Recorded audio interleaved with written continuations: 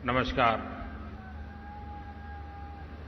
Mauritius के प्रधानमंत्री श्री प्रवीण कुमार जुगनाथ जी, world health organisation के director general doctor Tedros, Gujarat के मुख्यमंत्री श्री भूपेंद्र भाई पटेल, केंद्रीय मंत्रिमंडल के मेरे सहयोगी श्री सर्बानंद जी सोनवाल, डॉक्टर मनसुख मांडविया, डॉक्टर मुंजपरा महेंद्र भाई, यहां उपस्थित अन्य सभी महानुभाव, देवी और सज्जनों, आज हम सभी पूरी दुनिया में हेल्थ एंड वेलनेस के लिए एक बहुत बड़े आयोजन के साक्षी बन रहे हैं। मैं WHO के डायरेक्टर जनरल डॉक्टर टेड्रोस का विशेष रूप से आभारी हूं। अभी डॉक्टर टेड्रोस ने भारत की प्रशंसा में जो शब्द कहे, मैं प्रत्येक भारतीय की तरफ से उनका धन्यवाद करता हूं। और जिस प्रकार से उन्होंने गुजराती, हिंदी, अंग्रेजी एक प्रकार से त्रिवेणी का एहसास कराया है और हर भारतीय के दिल को छू लिया है, उसके लिए भी मैं विशेष रूप से उनका अभिनंदन करता हूं। डॉक्टर टेड्रोस से मेरा परिचय पुराना है और जब भी हम मिले हैं, उन्होंने भारत के गुरुओं ने उसको कैसे शिक्षा दी, वो इतने गौरव से उसका उल्लेख करते हैं और इतना प्रसन्नचित्त अपनी भावनाएं व्यक्त करते हैं और उनका भारत के प्रति जो लगाव है, आज एक संस्थान के रूप में यहां प्रकट हो रहा है। और वो मुझे कहते हैं कि मेरा चाइल्ड है, मैं आपको दे रहा हूं, अब आपकी जिम्मेवारी है कि आपको इसका पालन पोषण करना है। मैं डॉक्टर टेड्रोस को विश्वास दिलाता हूं कि आपने जिस भरोसे से भारत को ये जिम्मेवारी दी है और जिस उत्साह और उमंग से हमारे यहां के मुख्यमंत्री भूपेंद्र भाई पटेल ने इस पूरी जिम्मेवारी को अपने कंधे पर लिया है, मुझे पूरा विश्वास है कि आपकी आशा और अपेक्षा के अनुसार हम खरे उतरेंगे। मैं अपने अभिन्न मित्र और मॉरिशस के प्रधानमंत्री श्री जुगनाथ जी का भी आभार व्यक्त करता हूं। मेरा उनके परिवार से भी करीब 3 दशक पुराना संबंध रहा है। जब भी मॉरिशस गया, उनके घर जाना, उनके पिताजी से मिलना, उनके परिवार के सबसे संपर्क, 3 दशक का ये पुराना नाता। और मुझे खुशी हुई कि आज मेरे निमंत्रण वो मेरे होम स्टेट गुजरात में आए और उन्होंने भी गुजरात के साथ, गुजराती भाषा के साथ अपना नाता जोड़ करके हम सबका दिल जीत लिया है। अभी हमने बांग्लादेश की प्रधानमंत्री, भूटान के प्रधानमंत्री और नेपाल के प्रधानमंत्री के भी विचार सुने। WHO global centre for traditional medicine के लिए सभी ने अपनी शुभकामनाएं दी हैं। मैं सभी का आभारी हूं। साथियों, WHO ने ट्रेडिशनल मेडिसिन के सेंटर के रूप में भारत के साथ एक नई पार्टनरशिप की है। ये ट्रेडिशनल मेडिसिन के क्षेत्र में भारत के कंट्रीब्यूशन और भारत के पोटेंशियल दोनों का सम्मान है। भारत इस पार्टनरशिप को पूरी मानवता की सेवा के लिए बहुत बड़ी जिम्मेदारी के रूप में ले रहा है। ये सेंटर दुनिया भर में फैली पारंपरिक चिकित्सा से सहयोग से दुनिया के लोगों को बेहतर मेडिकल सॉल्यूशन देने में मदद करेगा। और मैं ये भी कहना चाहूंगा कि जामनगर की धरती पर डॉक्टर टेड्रोस और पविंद्र जी की हाजिरी में ये सिर्फ एक भवन का शिलान्यास नहीं हुआ है, ये सिर्फ एक संस्थान का शिलान्यास नहीं हुआ है, लेकिन मैं विश्व भर में प्राकृतिक चिकित्सा में विश्वास करने वाले, परंपरागत चिकित्सा में विश्वास करने वाले हर किसी को कहना चाहता हूं कि आज जब भारत आजादी का अमृत महोत्सव मना रहा है, उस कालखंड में ये जो शिलान्यास हुआ है, वो शिलान्यास आने वाले 25 साल के लिए विश्व भर में ट्रेडिशनल मेडिसिन के युग का आरंभ कर रहा है। मैं अपनी आंखों के सामने देख रहा हूं कि होलिस्टिक हेल्थ केयर के बढ़ते आकर्षण के कारण आने वाले 25 वर्ष में जब देश आजादी की शताब्दी मनाएगा, तब ट्रेडिशनल मेडिसिन दुनिया के हर परिवार के लिए अति महत्व का केंद्र बन जाएगा। इसका ये शिलान्यास है। और आयुर्वेद में तो अमृत कलश का बड़ा महत्व है, और अमृत काल में ये कार्य का आरंभ हो रहा है। इसलिए मैं एक नए विश्वास के साथ एक दूरगामी प्रभावों का असर देख रहा हूं। और मेरे लिए व्यक्तिगत तौर पर यह बहुत सुखद है कि इस ग्लोबल सेंटर की स्थापना हमारे जामनगर में हो रही है। जामनगर का आयुर्वेद से एक विशेष रिश्ता रहा है। 5 दशक से भी ज्यादा पहले जामनगर में विश्व की पहली आयुर्वेद यूनिवर्सिटी की स्थापना हुई थी। यहां एक बेहतरीन आयुर्वेद संस्थान institute of teaching and research इन आयुर्वेदा है। अब विश्व स्वास्थ्य संगठन का ये ग्लोबल सेंटर वेलनेस के क्षेत्र में जामनगर की पहचान को वैश्विक स्तर पर नई ऊंचाई देगा। साथियों, डिसीज फ्री रहना, निरोगी रहना जीवन की सफर का एक महत्वपूर्ण हिस्सा हो सकता है, लेकिन वेलनेस ही अल्टीमेट गोल होना चाहिए।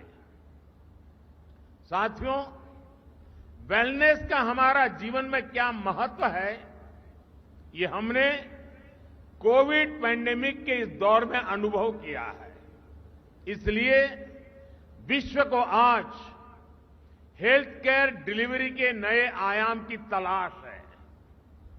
मुझे खुशी है कि इस साल के आवर प्लेनेट आवर हेल्थ ये नारा देकर WHO ने भारत का वन अर्थ वन हेल्थ इस विजन को आगे बढ़ाया है। साथियों, हमारे यहां हजारों साल पहले रचित अथर्ववेद में कहा गया है, जीवेम शरदः शतम, यानी 100 वर्ष तक जिए। हमारी परंपरा में 100 वर्ष की आयु की कामना बहुत सहज रही है, क्योंकि तब 100 वर्ष की आयु प्राप्त करना अचंभित नहीं करता था। और इसमें बहुत बड़ी भूमिका हमारी पारंपरिक चिकित्सा पद्धतियों की होती थी। भारत की पारंपरिक चिकित्सा पद्धति सिर्फ इलाज तक सीमित नहीं रही है, बल्कि ये लाइफ की एक होलिस्टिक साइंस है। आप में से बहुत सारे लोग जानते हैं कि आयुर्वेद में हीलिंग और ट्रीटमेंट के अलावा social health, mental health, happiness, environmental health, करुणा, सहानुभूति, संवेदनशीलता और उत्पादकता सब कुछ इस अमृत कलश में शामिल है। इसलिए हमारे आयुर्वेद को जीवन के ज्ञान के रूप में समझा जाता है और हमारे यहां जितनी प्रतिष्ठा 4 वेदों की है, वैसे ही आयुर्वेद को 5वां वेद कहा जाता है। साथियों, आज आधुनिक दुनिया की जो लाइफस्टाइल है, जो नई नई बीमारियां हम देख रहे हैं, उसे पार पाने के लिए हमारी ट्रेडिशनल नॉलेज बहुत महत्वपूर्ण है। जैसे अच्छी हेल्थ का एक सीधा संबंध बैलेंस डाइट से है।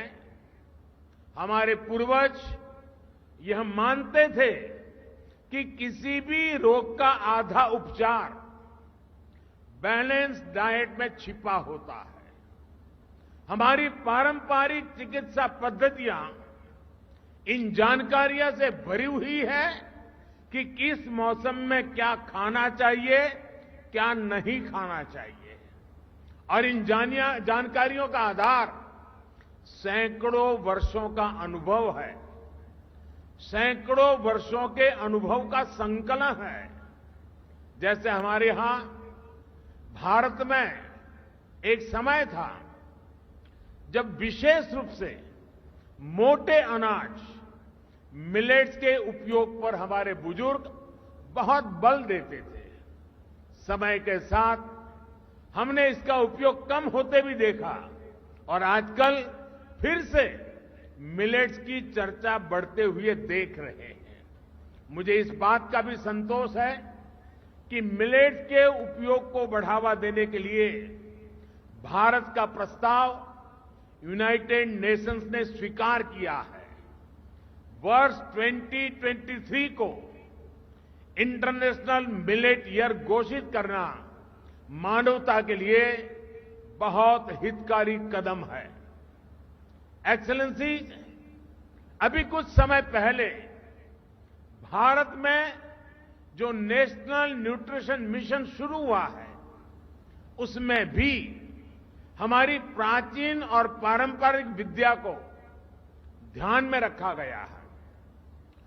कोविड-19 महामारी के दौरान भी हमने आयुष प्रणाली का व्यापक रूप से उपयोग किया। आयुष काढ़ा, इस नाम से आयुर्वेद आधारित काढ़ा खूब प्रचलित हुआ। आयुर्वेद, सिद्ध, यूनानी फॉर्मुलेशंस की ग्लोबली भी बहुत डिमांड देखने को मिल रही है। दुनिया के अनेक देश आज पैंडेमिक से बचाव के लिए ट्रेडिशनल हर्बल सिस्टम के उपयोग पर बल दे रहे हैं। साथियों, आयुर्वेद और इंटीग्रेटिव मेडिसिन के क्षेत्र में भारत के जो अनुभव है, उनको दुनिया के साथ साझा करना भारत अपना दायित्व समझता है। डायबिटीज, ओबेसिटी, डिप्रेशन जैसी अनेक बीमारियों से लड़ने में भारत की योग परंपरा दुनिया के बहुत काम आ रही है। अंतर्राष्ट्रीय योग दिवस के माध्यम से योग प्रचलित हो रहा है और दुनिया भर में लोगों को मानसिक तनाव कम करने में, मन, शरीर, चेतना में संतुलन कायम करने में योग मदद कर रहा है। योग के दायरे का विस्तार करने में भी ये नया संस्थान अहम भूमिका निभाए, ये बहुत आवश्यक है। एक्सेलेंसी, आज इस अवसर पर मैं इस ग्लोबल सेंटर के लिए 5 लक्ष्य भी रखना चाहता हूं। पहला लक्ष्य, टेक्नोलॉजी का उपयोग करते हुए ट्रेडिशनल विद्याओं के संकलन का है, उनका डेटाबेस बनाने का है। अलग अलग देशों में ट्रेडिशनल मेडिसिन की अलग अलग परंपराएं रही हैं। इस केंद्र में इन परंपराओं का संकलन करते हुए एक वैश्विक संग्रह यानी रिपोजिटरी बनानी चाहिए। ये केंद्र इन परंपराओं के जानकारों, मूल पद्धतियों के स्रोतों का अध्ययन करके भी उनका एक संकलन कर सकते हैं। ऐसा करना इसलिए भी जरूरी है ताकि अलग अलग देशों में मौजूद पारंपरिक चिकित्सा की महत्वपूर्ण जानकारी आने वाली पीढ़ियों को मदद करती है। साथियों, जीसीटीएम को पारंपरिक औषधियों की टेस्टिंग और सर्टिफिकेशन के लिए इंटरनेशनल स्टैंडर्ड भी बनाने चाहिए।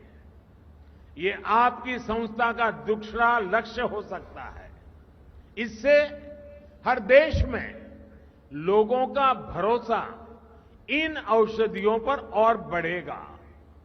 हम देखते हैं कि भारत की कई पारंपरिक दवाइयां विदेशियों को भी बहुत प्रभावी लगती है, लेकिन वैश्विक स्टैंडर्ड न होने की वजह से उनका नियमित व्यापार सीमित रहता है।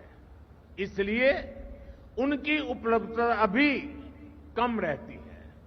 मुझे लगता है कि कई दूसरे देशों को भी इसी तरह की मुश्किल आती होगी। इस ग्लोबल सेंटर को इसके समाधान के लिए भी काम करना चाहिए। WHO ने भी हाल में आयुर्वेद, पंचकर्म और यूनानी के लिए बेंचमार्क डॉक्यूमेंट तैयार किए हैं। इसका विस्तार किया जाना भी जरूरी है।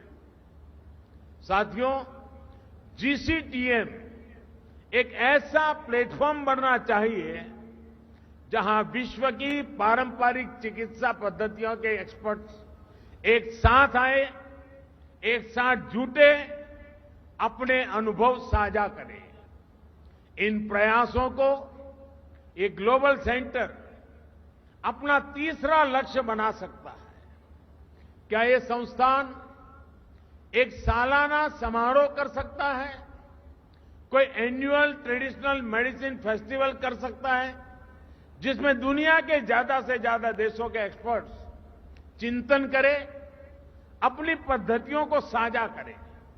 साथियों, मैं समझता हूं इस सेंटर का चौथा लक्ष्य रिसर्च में निवेश से जुड़ा होना चाहिए। जीसीटीएम को ट्रेडिशनल मेडिसिन के क्षेत्र में रिसर्च के लिए फंडिंग को मोबिलाइज करना चाहिए। हम देखते हैं कि आधुनिक फार्मा कंपनियों के लिए रिसर्च क्षेत्र में अरबों खरबों डॉलर्स उपलब्ध रहते हैं।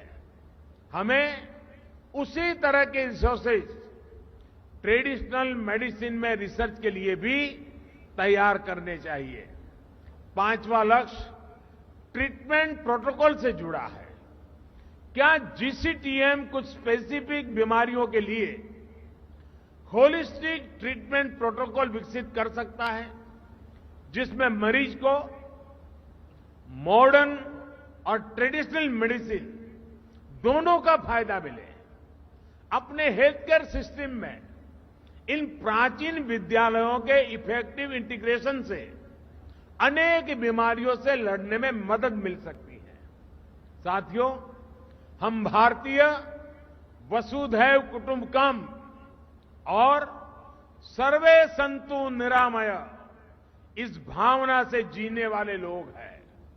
पूरी दुनिया एक ही परिवार है और ये पूरा परिवार हमेशा निरोगी रहे, ये हमारा दर्शन रहा है।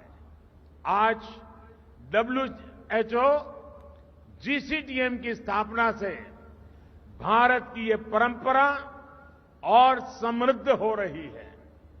WHO का यह केंद्र विश्व भर में लोगों का स्वास्थ्य बेहतर बनाएगा। इसी कामना के साथ मैं अपनी बात समाप्त करता हूं और मैं अब दोनों ही मेहमानों का समय निकालने के लिए, इस समारोह को ऊंचाई देने के लिए, इसका महात्म्य बढ़ाने के लिए हृदय से उनका बहुत बहुत आभार व्यक्त करता हूं। एक बार फिर आप सभी का बहुत बहुत धन्यवाद। नमस्कार।